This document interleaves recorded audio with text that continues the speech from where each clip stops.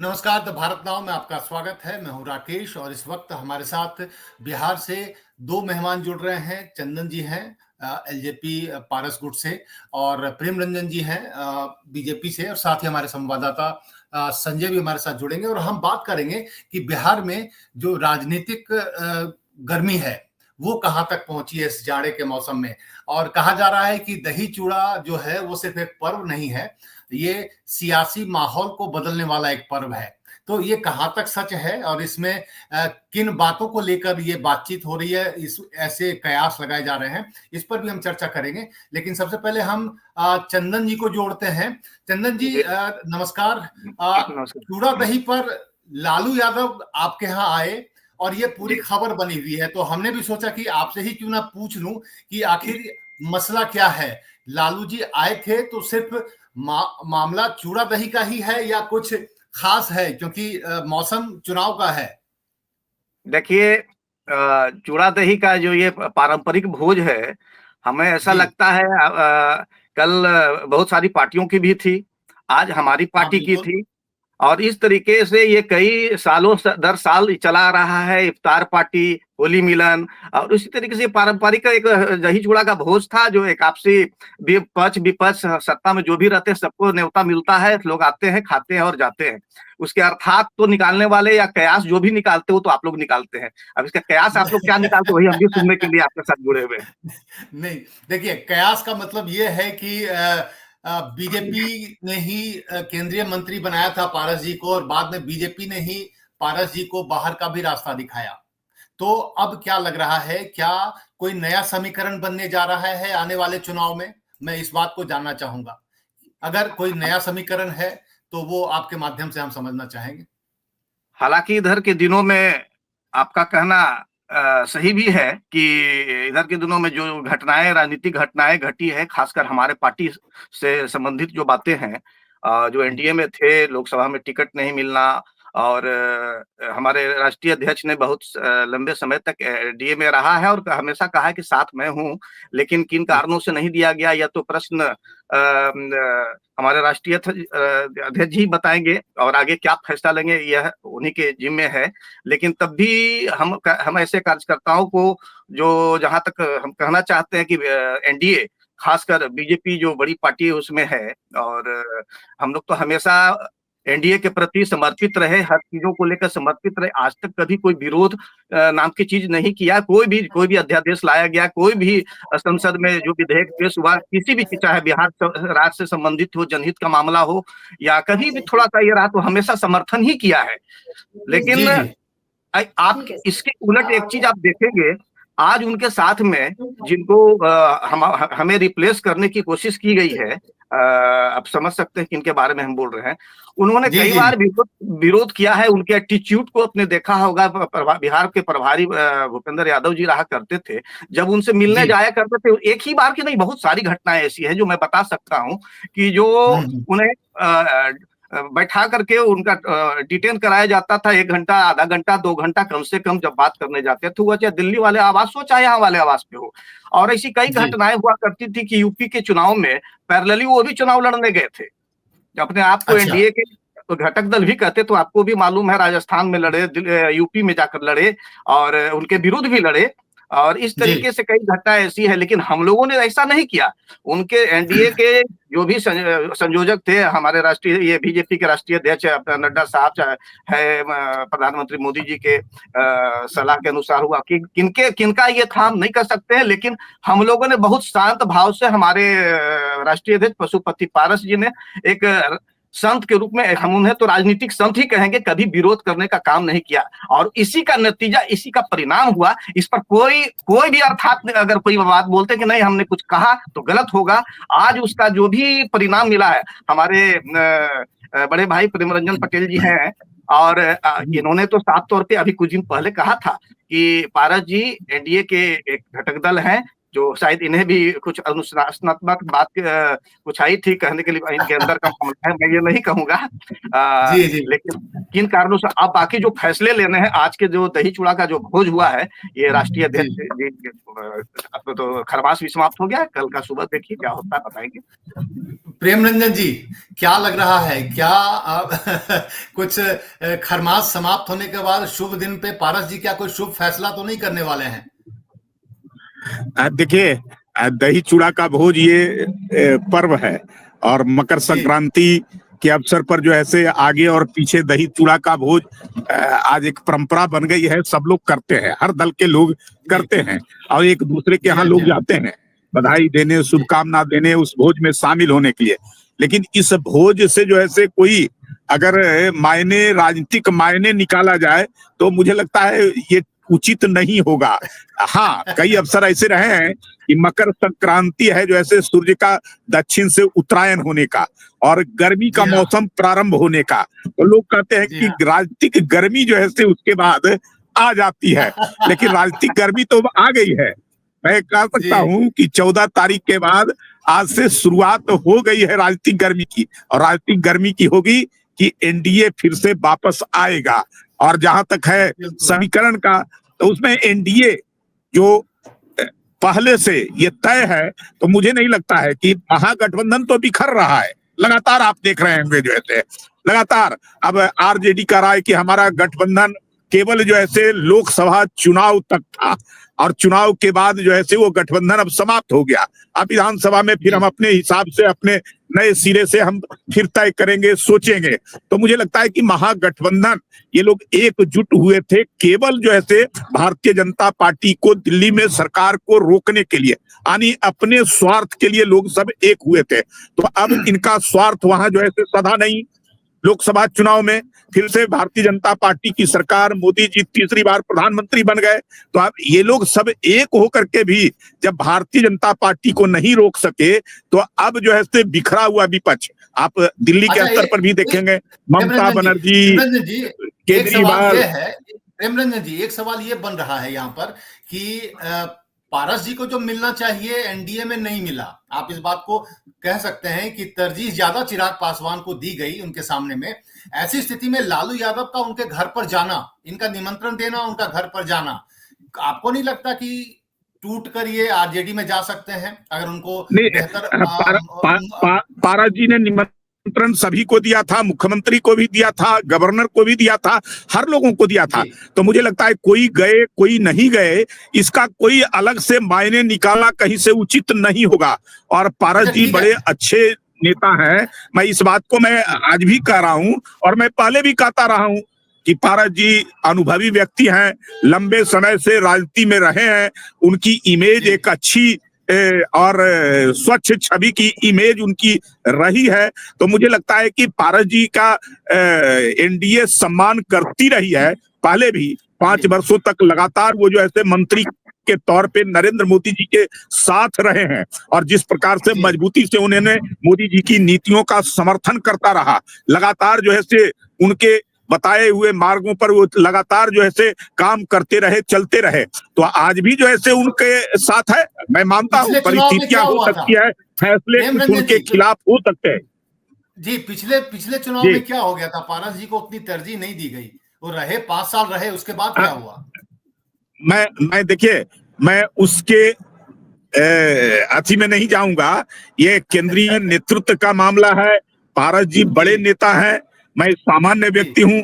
पारस जी लगातार जो ऐसे मैंने कहा कि एनडीए में और मोदी जी के नीतियों के साथ वो लगातार रहे हैं। फैसले मैं मानता हूं कि कभी कभी परिस्थिति बस कुछ फैसले होते हैं, इसका ये मायने नहीं कि उनका महत्व को कम कर दिया गया या उनको तरजीह नहीं दी गई। उनका सम्मान आज भी पारस का है, और वो सम्मान जो है उनका लगातार बना रहेगा। एक बार संजय से बात कर लेते हैं, हमारे संवाददाता हैं पटना से। संजय, क्या लग रहा है जो माहौल है? प्रेम रंजन जी तो बोल रहे हैं कि सम्मान बना हुआ है पारस जी का, लेकिन पारस जी अपना हाथ लालू जी की तरफ बढ़ा रहे हैं या लालू जी उनकी तरफ बढ़ा रहे हैं? क्या लग रहा है वहां पर राजनीतिक समीकरण कैसा बनता दिख रहा है संजय? बिल्कुल, देखिए कहीं ना कहीं सियासी खिचड़ी तो पक रही है। जैसा हमने प्रिंस से भी बात की, तो प्रिंस ने भी बताया था, जो राष्ट्रीय जनशक्ति पार्टी के प्रदेश अध्यक्ष भी हैं और सांसद भी रहे हैं, इससे साफ जाहिर है कि वो महागठबंधन की ओर जाएंगे, क्योंकि 2024 के जो लोकसभा के चुनाव हुए उसमें कहीं ना कहीं पारस गुट को जो है, पारस राष्ट्रीय लोक जनशक्ति पार्टी को दरकिनार कर दिया गया और चिराग पासवान को तरजीह भी दी गई। जो पार्टी दफ्तर था वो पार्टी दफ्तर भी उनसे छीन लिया गया। अब दोनों चाचा भतीजे के बीच जो लड़ाई है, पारिवारिक विवाद है, वो पारिवारिक विवाद अब राजनीतिक में बदल चुकी है। तो कहीं ना कहीं से मायने निकाले जा सकते हैं राकेश जी कि साफ तौर से ये पता चल रहा है कि वो महागठबंधन की ओर जाएंगे। और लालू प्रसाद यादव का जो बयान आया है उससे साफ संकेत है, लालू प्रसाद यादव ने स्वागत भी किया है और वो कह भी रहे हैं कि हम चुनाव जो है, इशारा उनका था कि महागठबंधन के साथ लड़ेंगे क्योंकि बीजेपी ने उन्हें तरजीह नहीं दिया है। ये साफ जाहिर है कि बीजेपी ने उन्हें तरजीह नहीं दिया, जिसके बाद वो कहीं ना कहीं वो रास्ता अपना रहे हैं। और एक तरफ चिराग पासवान है एनडीए के साथ, तो जाहिर सी बात है कि जब वो एनडीए के पार्ट होंगे तो चाचा और भतीजे के बीच जो लड़ाई है वो चलता रहेगा। ये पारिवारिक विवाद जो है वो कम होने का नाम नहीं ले रहा है, क्योंकि कल जिस तरीके से चिराग पासवान ने दही चूड़ा का भोज रखा, उस दही चूड़े भोज में एनडीए के तमाम घटक दल जो नेता हैं वो पहुंचे। लेकिन आज देखिए पशुपति पारस के दही चूड़े के भोज में एनडीए के कोई बड़े नेता, कोई बड़े चेहरे नहीं थे। ना ही नीतीश कुमार गए, ना ही सम्राट चौधरी गए, ना ही विजय कुमार सिन्हा, और ना ही कोई बड़े बीजेपी के जो बड़े लीडर हैं वो गए। आखिर इससे क्या साफ जाहिर है? अगर वो जाते तो ये अंदाजा नहीं लग सकता था, लेकिन महागठबंधन के तमाम जो बड़े नेता हैं वो उसमें शामिल हुए। तो इससे साफ जाहिर है कि कहीं ना कहीं सियासी खिचड़ी पक रही है। और प्रिंस ने कह दिया है दही अभी जम रहा है, इस दही के जमने के बाद जो है दही को खिचड़ी में मिलाकर आराम से 2025 में खाने को मिलेगा सबको। जी चंदन जी, क्या लगता है कि क्या जैसे सीएम चिराग पासवान के घर पर गए, भले वो वहां पर मौजूद नहीं थे, समय से पहले पहुंच गए, लेकिन जब निमंत्रण उनको भी गया था वो आपके यहाँ तो नहीं आए। अब प्रेम रंजन जी भले ही कुछ बोले, लेकिन बुरा तो लगता है कि हमने मुख्यमंत्री जी को बुलाया, उप मुख्यमंत्री जी को बुलाया, आए कोई नहीं, बुरा तो लगता है। जी चंदन जी, मैं एक चीज आपको बताना चाहता हूं कि आप चिराग पासवान जी के बारे में बोल रहे हैं। सीएम साहब वहां गए और नीतीश कुमार बड़े नेता हैं और मुख्यमंत्री हैं, करीब 20 सालों से हैं, और वहां पर गए। और चिराग पासवान जी, अभी थोड़ी देर पहले मैंने आपको बोला था, वो आकर के जो डिटेन करते हैं, और आपको मालूम होगा हर चीजों का प्रोटोकॉल होता है, आईबी होता है, उसका सुरक्षा होता है, पहले जाता है, जांच करता है, सब कुछ। ये तो मैसेज तो गया ही होगा ना। और 5 मिनट तो ये जो कह रहा हूँ जी। और आपको मालूम होगा कि हम लोगों ने एनडीए में रहकर कभी किसी भी चीजों का कुछ आपसी कुछ बात भी रही किसी भी जन से, ये आपको क्या नाम है, जातिगत जनगणना को लेकर के, जातीय जनगणना को लेकर के, ये सब सारी चीजों को कुछ मैटर था तो अंतर में बैठ के हम लोग थे। चंदन जी, मैं वही तो देखिए चंदन जी, मैं यही तो कह रहा हूं कि चिराग पासवान बीजेपी में रहकर बीजेपी की नीतियों का कई बार उन्होंने खुला विरोध किया, उसके बावजूद भी वो बने हुए हैं। पारस जी और आपने हमेशा सहयोग दिया, फिर भी आप बाहर हैं। तो इसलिए तो मैं बोल रहा हूं कि फिर महागठबंधन में जाने में क्या दिक्कत है अगर लालू जी हाथ बढ़ाएं तो? नहीं, लालू जी बढ़ाए, हाथ बढ़ाए, हम लोग जब भी कोई भी अपने जनहित में अपने जनता से हमारी सरकार बनती है, उनकी नीतियों और उनकी समस्याओं को लेकर ही जाया जाएगा। और हमारे साथ में जो दलित, पिछड़े और जितने भी शोषित हैं, आर्थिक रूप से जो सबसे पिछड़ेपन के कगार पे हैं, उन लोग जो मेरे साथ में हैं, उन लोग की समस्याओं को लेकर ही हम लोग कहीं पर जुड़ेंगे। अगर उनका यहाँ पर एनडीए में जैसे हम लोग को रहते हुए आज हम लोग चुनाव नहीं लड़े तो आज हम लोग को हाशिए पर ठेल दिया गया, ये बोला गया कि हमारा वोट खिसक चुका है, ये बोला जा रहा है। और एक चीज और बताना चाहेंगे, बहुत कहना तो बहुत कुछ चाहते हैं, कितना सुनिएगा। एनडीए को जितने भी घात प्रतिघात करने वाले लोग हैं वो उनके साथ में है। मैं और भी कुछ पार्टियों के बारे में बता रहा हूं।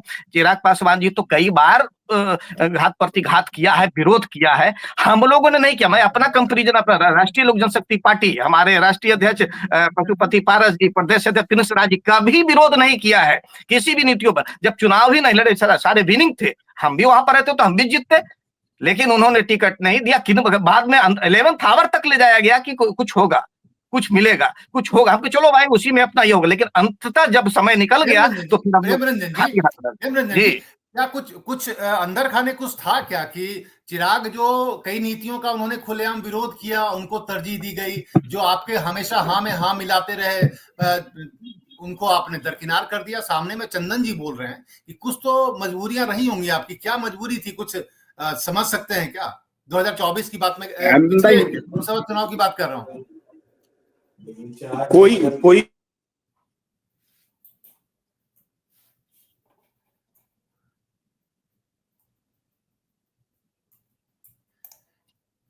प्रेम रंजन जी का फ्रीज हो गया है, मैं फिर से उनको जोड़ने की कोशिश करूंगा। लेकिन जी यही मैं आपसे पूछ रहा था चंदन जी कि क्या ऐसी स्थिति में जहां पर बात बन नहीं रही है, आप एनडीए में शामिल है लेकिन आपको हाशिए पे ला दिया गया है, उसके बावजूद क्या इसमें क्या ऐसे बुराई है अगर आप किसी पार्टी में जाते हैं तो? नहीं, कल की जो पीसी हुई थी, कल भी आपके जदयू के ये में दही चूड़ा के भोज में, जिसमें आपके जी दिलीप जायसवाल जी पर बीजेपी के अध्यक्ष सब लोग थे, आपके चिराग पासवान जी के जो प्रदेश अध्यक्ष है वो भी थे, आपके जीतन मांझी थे, सब लोग थे वहाँ, प्रदेश अध्यक्ष वहाँ पर सब शामिल थे। तो वहां पे उन्होंने 5 नाम लिया, हम लोगों का नाम नहीं लिया। ऐसे भी कई जी बार ऐसे उनके व्यवहार से, उनके जो आप कर रहे हैं, उनके तौर तरीके से ऐसा लगता है, तो हम लोग तटस्थ हैं अभी, और हम लोग भी देख रहे हैं, हमारे राष्ट्रीय अध्यक्ष अधिकृत हैं फैसले लेने के लिए। काहे कि एक राष्ट्रीय पार्टी के लिए, एक जो भी पार्टी, कोई भी पार्टी के लिए, राष्ट्रीय हो या क्षेत्रीय पार्टी हो, किसी भी पार्टी के लिए चुनाव न लड़ना, जैसे एक स्टूडेंट्स जो विद्यार्थी होता है 10th का, जैसे मैट्रिक का एग्जाम नहीं दे प्रेम रंजन पाना। जी जुड़ गए हैं, चंदन जी, प्रेम रंजन जी जी जुड़ गए हैं, उनसे बात जी कर लेते हैं। चंदन बिल्कुल जी की बिल्कुल। नाराजगी प्रेम रंजन जी साफ तौर पर जाहिर है। प्रेम रंजन जी की नाराजगी का मतलब पारस गुट की नाराजगी का है कि क्यों उनको हाशिए पे धकेल दिया गया, इसके बावजूद कि वो हाँ में हाँ मिलाते रहे, आपकी पार्टी के वफादार बने रहे, आपने उनको तरजीह नहीं दी, सीट तक नहीं मिली। तो ऐसे में क्या कहा जा सकता है? देखिए राकेश जी, मैंने पहले भी कहा कि राजनीति में कई बार फैसले मन की और इच्छा के विरुद्ध भी होते हैं। राजनीतिक बस परिस्थितियां, बस जो ऐसे कुछ फैसले हुए होंगे, मैं मानता हूं कि वो उनके पक्ष में नहीं थे उस फैसले में, लेकिन मैंने कहा कि जो उनका सम्मान था, जो उस सम्मान में कहीं किसी प्रकार का कोई कमी नहीं होने, और वो भी चुनाव में लगातार जो है से लगे रहे। लोकसभा के चुनाव में नहीं उनको, उनकी पार्टी को सीटें देने के बावजूद जो है से, और वो पूरी तरह से जो है से एनडीए के पक्ष में और एनडीए के साथ वो खड़े रहे। प्रधानमंत्री जी के कार्यक्रम में भी वो साथ रहे, लेकिन आगे जो है भविष्य में मेरा एक सवाल ये है कि एक राजनीतिक पार्टी है, राजनीतिक पार्टी का काम है चुनाव लड़ना और सत्ता में जाना और विपक्ष में रहना। आप उनको चुनाव ही नहीं लड़ने दे रहे हैं, तो फिर ये किस आधार पर आप उम्मीद करते हैं कि वो एनडीए में बने रहें? किस लिए, किस आधार पर, किस विश्वास के साथ? राकेश जी, चुनाव तो केवल एक लोकसभा में, मैं मानता हूं कि परिस्थिति बस जो ऐसे कुछ फैसले हुए उनके खिलाफ हुए, लेकिन क्या मतलब जो ऐसे एक लोकसभा है? जब राजनीति में तो कई सारे चुनाव होते हैं, और चुनाव में कभी हार होता है, कभी जीत होता है। तो कोई हार आ जाए तो इसका मतलब ये नहीं होता है कि वो राजनीति को जो ऐसे त्याग दे, छोड़ दे और चुपचाप बैठ जाए। राजनीति में कभी जो ऐसे हार के बाद भी जो ऐसे जीत होती है। चंदन जी कुछ कहना चाहेंगे? चंदन जी, ये इस तर्क पे आप कुछ कहना चाहेंगे? चंदन जी, प्रेम रंजन जी जो कह रहे हैं, हमारे बड़े भाई, हमारे समर्थन, वो हमें मालूम है कि क्या बोलना चाहते। उनका कहना ये है, गलतियां तो बहुत हुई है, एनडीए के जो फैसले हैं गलत फैसले हुए, ये कहना चाहते हैं, लेकिन कैसे बोल सकते हैं? एक अपना जो भी है बात हम भी समझ सकते हैं और सारी जनता भी जानती है कि हमारे बड़े भाई बहुत अच्छे से पीछे से बैकडोर से समर्थन कर रहे हैं कि गलतियां हुई है, गलतियां हुई है, गलतियां हुई है। लेकिन जब अब तो एग्जाम भी समाप्त हो गया, मतलब चुनाव भी समाप्त हो गया, अब हम तो यहाँ पे, और इन्होंने सही बात कहा, पूरे इलेक्शन में, लोकसभा चुनाव में भी हम लोगों ने जमुई, औरंगाबाद, सब जगह जाने का काम किया, साथ में रहने का काम किया। और कुछ जो आपके जो हम बता रहे हैं कि आप चिराग पासवान जी के बारे में जो बात बोल रहे हैं, ये जो पारिवारिक चाहे कुछ भी है, ये तो एक अलग मैटर है। हम लोग राजनीतिक पार्टी है, हम लोग का जो भी है ये है, जनता से संबंधित जितने भी योजनाएं हैं उन लोग बस उसी से रिलेटेड हम लोग उत्तरदायी हैं, रिस्पॉन्सिबल है। उससे ज्यादा मैं कुछ नहीं जानता हूं। उन लोग के लिए लड़ना है, और बाकी अब तो विधानसभा चुनाव 2025 का आने वाला है, और आजकल में देखिए हमारा राष्ट्रीय अध्यक्ष राकेश जी एक बात केवल मैं कहना चाहता हूं कि देखिए, जितनी पार्टियां थी जो साथ थे एनडीए के साथ, सब लोगों की इच्छा थी चुनाव कोई लड़े न लड़े, किसी की संख्या कम हो, सब लोगों की एक ही इच्छा थी, एनडीए की सरकार, मोदी जी फिर से प्रधानमंत्री। और मोदी जी फिर से प्रधानमंत्री बने हैं तो कम से कम जो है इस बात का जो है संतोष करना चाहिए और संतोष के साथ मोदी जी पर भरोसा भी रखना चाहिए कि मोदी जी कभी किसी का अहित नहीं करते हैं।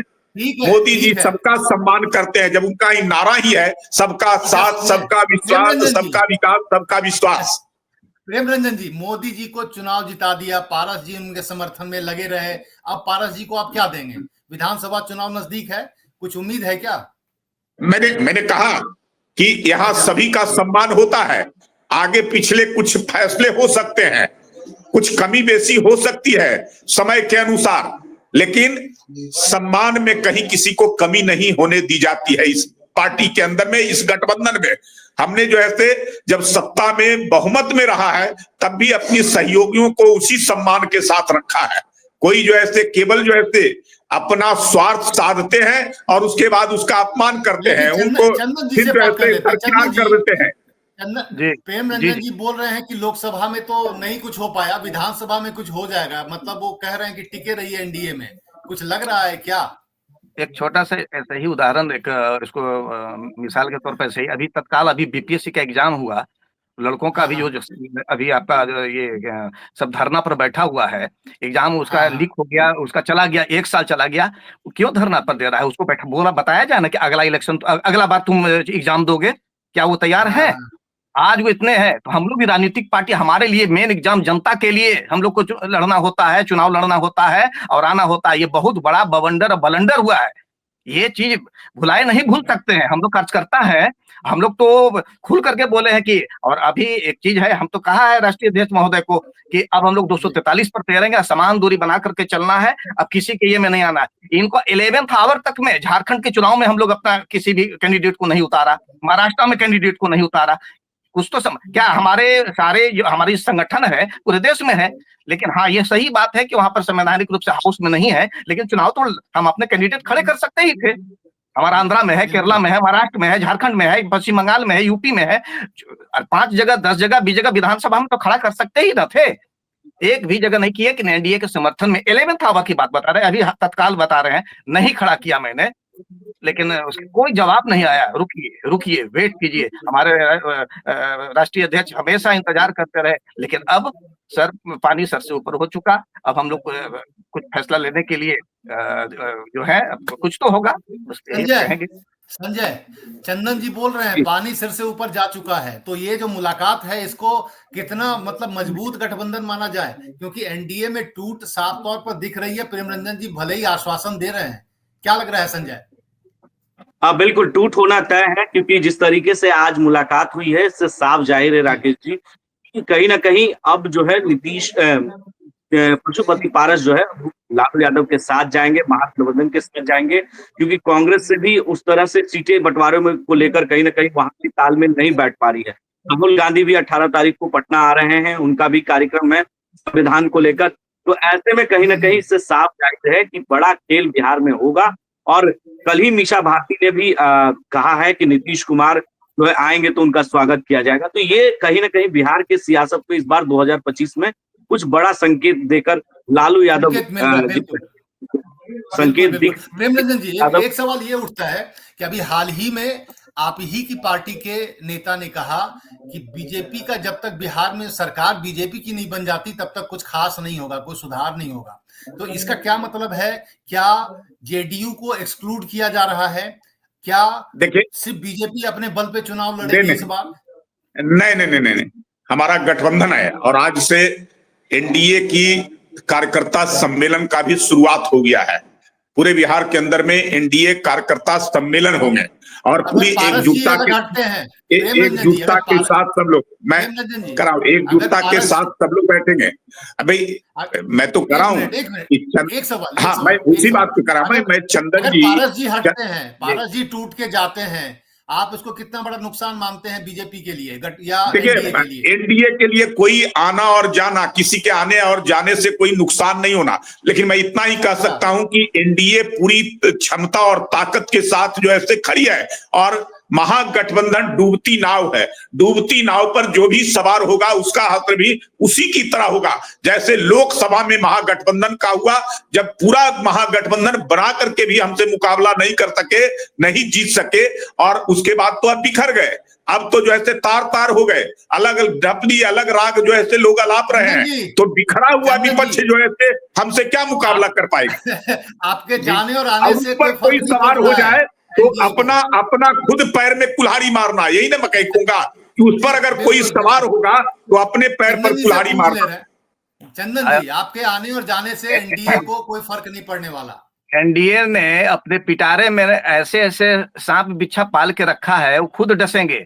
आपको मालूम होगा ना कि पिछले जो चुनाव में, विधानसभा के चुनाव में जो हुए थे, आपके ही अभी जो मंत्री भी हैं, घटक दल के नेता हैं, और अभी उनका एक अभी चचा को हटा करके डेरा लेकर बहुत फूले नहीं समा रहे हैं कि मैंने हटा दिया, छीन लिया उनके रेसिडेंस को। उन्होंने क्या कहा था? आज आदरणीय मुख्यमंत्री और जनप्रिय नेता क्या क्या से अलंकार से अलंकृत कर रहे हैं। उन्होंने कहा था कि मेरी सरकार आएगी तो 24 घंटा में जेल के पीछे भेज देंगे। काहे भाई? कौन से कारण थी इतने जल्दी? आप एनडीए का घटक दल है, साथ में रह करके भी आपने धोखा भी दिया। एनडीए में तो रहते हुए आप जदयू के खिलाफ आपने लड़ा था, और आपको आप कितनी बात बता रहे हैं? ये बहुत बड़ी बड़ी बात है ना। एक आध प्रत्याशी लड़ जाना अलग चीज है, उनका जितना भी लड़ना तो उनके खिलाफ उन्होंने लड़वाया। और थोड़ा चंदन जी इंतजार करेंगे क्या? विधानसभा में हो सकता है कि एनडीए की तरफ से कोई अच्छा ऑफर मिल जाए आपको आने वाले ऑफर नहीं, यहाँ कोई ये नहीं है। हम फिर बता रहे हैं कि सारी चीज ये जनता के सरोकार पे है, सारा चीज है, जनहित पर है, योजनाओं पर है। इनके जो भी जितने जो आपके ड्रॉबैक्स हैं यहाँ के, जो आपके बिहार सरकार की जो नीतियों के जो आपको अभी तक योजनाएं नहीं मिल रही है नीचे के लोगों को, बहुत सारी चीजें उसमें देखा जाएगा क्या कर सकते हैं। राष्ट्रीय अध्यक्ष अधिकृत है उस पर फैसला लेने के लिए। जी चलिए प्रेम रंजन जी, मतलब संकेत ठीक नहीं है, एनडीए में टूट की आशंका। मैंने कहा कि नहीं राकेश जी, मैंने पहले भी कहा कि एनडीए में जो भी साथ रहते हैं उसका पूरा प्रॉपर जो है सम्मान का ख्याल रखा जाता है। लेकिन उसके बावजूद अगर कोई जो है अपने पैर में कुल्हाड़ी मारे कोई जाए तो जो है फिर उस पर क्या करना। लेकिन मैं इतना कहूंगा कि पारस जी एनडीए के साथ पूरी मजबूती के साथ रहे हैं, उनका सम्मान आज भी एनडीए के साथ है।